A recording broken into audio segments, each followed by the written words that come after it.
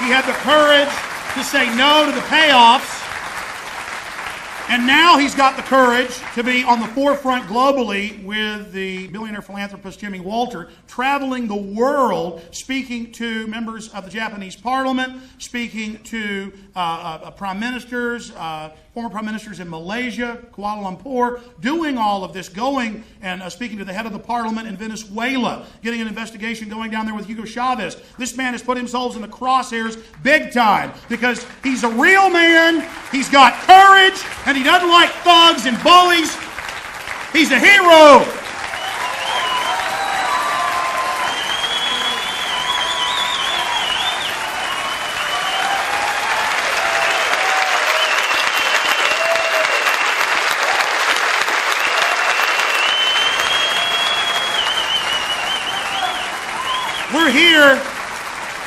We're here amongst heroes. And again, all of you have courage for just being here. The alternative press that's here has courage. The national press that's here has courage to get this information out, to get in the arena, to put your cards on the table. I mean, it's just so wonderful to know that we've gone from almost 5 years ago with no one believing that 9/11 was an inside job but had any evidence to now in major polls, half of the American people in scientific polls believe the government carried out the attacks.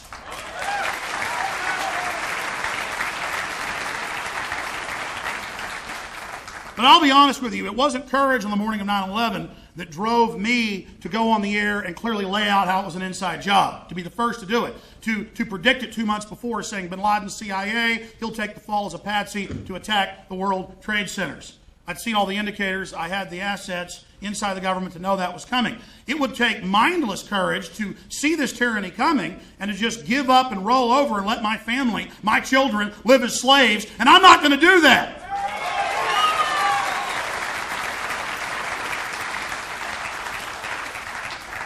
And there's somebody else in this room that has courage, and he doesn't even want me to talk about how he has courage, but I'm going to do it. I don't care, because we need to single out these heroes.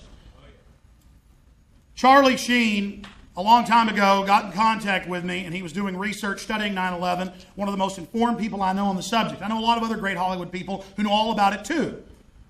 They're very informed, but they don't have the courage to go public and speak out against it and expose what's happened, because they understand what would happen to them. Believe me, Charlie and I talked about it before he decided to go public, and I didn't push him. I said, he said, well, I want to go public. I said, are you sure? And he knew what would happen. He knew the hit pieces, the spin machines, the things they could do. And just like flipping a light switch on, as soon as Charlie went public, we saw the most ridiculous allegations you could ever imagine. Of course, it have all been disproven as manufactured frauds. Think about that courage, knowing that 9/11 is an inside job, a self-inflicted wound, knowing that the official story is a fraud, knowing what the consequences are going to be, and going into that lion's den. That's the equivalent. That's the equivalent of being a World War II airborne ranger and charging up those beaches at Normandy against those machine gun and howitzer nests. And Charlie Sheen did it. He knew what was going to happen. He understood it. But I don't think he understood the huge effect it would have. The 9/11 truth movement had grown. It was growing fast. But when he did that, it was like adding gasoline to a fire. It exploded, and those fires have spread. And Charlie Sheen, what he did with those 2 radio interviews, and then what he did on Jimmy Kimmel, after he'd already been told to shut up, still going on, still having the courage, what he did, I think, is the most important thing he'll probably ever do in his life. And it changed the political landscape. Not just because he was a Hollywood guy or a director. No, because people knew the cost. They knew. People weren't stupid. They said, that's courage. That's somebody who knows we're under threat, and he's got the will to literally sacrifice himself to a great extent to try to save this country. So God bless you, Charlie Sheen. I love him. He's a wonderful person.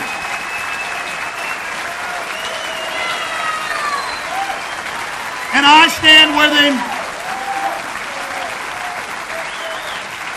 I stand with him, and I know you stand with him. And no matter what kind of garbage they spew, we know that's because they're trying to demonize a good man who loves this country and loves every one of us and loves free humanity. So let's stand with Charlie Sheen.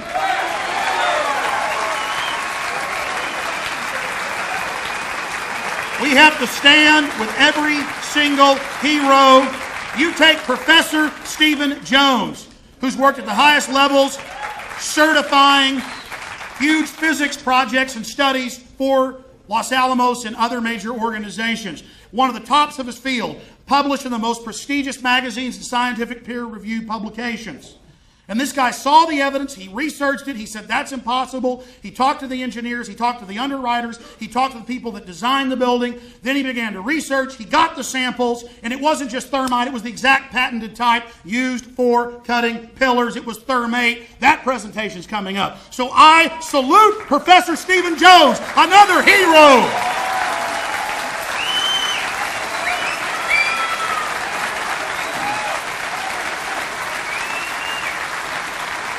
And now, he's got other universities, other physicists, other geologists, others in archaeometry, others researching, reviewing, and his data is getting approved, confirmed. It's conclusive. So again, it is so wonderful. It's the greatest thing in my life next to my children to know the greatest experience, the most fulfilling to my soul, deep down. It's like a cool drink of water in the desert to be around people like this. This is the best thing in the world. This is the most wonderful thing in the world. And I know it is for you too. And all of you are leaders. All of you are heroes for being here. You've got to get out there. You've got to become the leaders. Not just count on us to be the leaders. We're going to win this thing by all of you going out there and waking everyone up in your area. And I know you're doing that.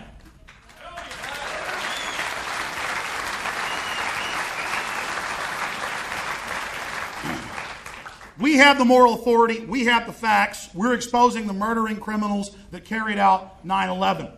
My team, the guys that work for me, Ryan Slickheiser and Aaron Dykes and Kevin Smith and Mark McCorder and all the people, Rob Jacobson that are here, all my people that are here, they know what it's like. Believe me, the stuff they've gone through, the things they faced, being interrogated with me in foreign countries, having people call our office and threaten us, all the things they've been through.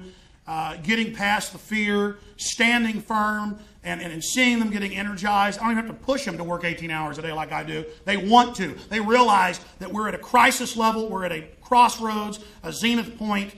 We are literally at a key point in history where all of our efforts have to be put out at 110% to expose government-sponsored terror.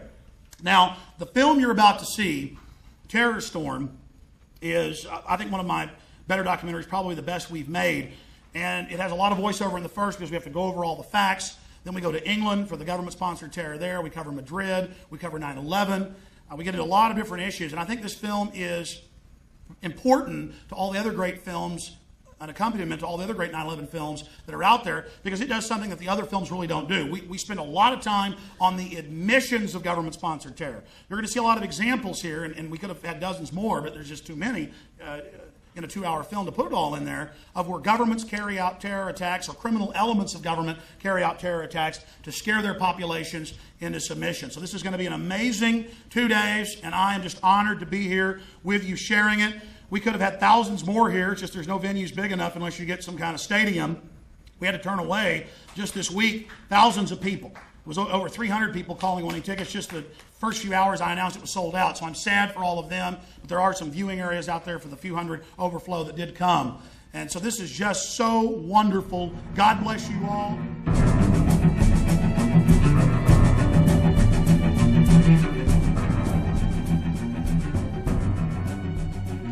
Hello, I'm Alex Jones, and I'm the organizer and presenter of the conference we've been having for the last day. We're now into the second day, 9/11 and the neocon agenda, facing the facts.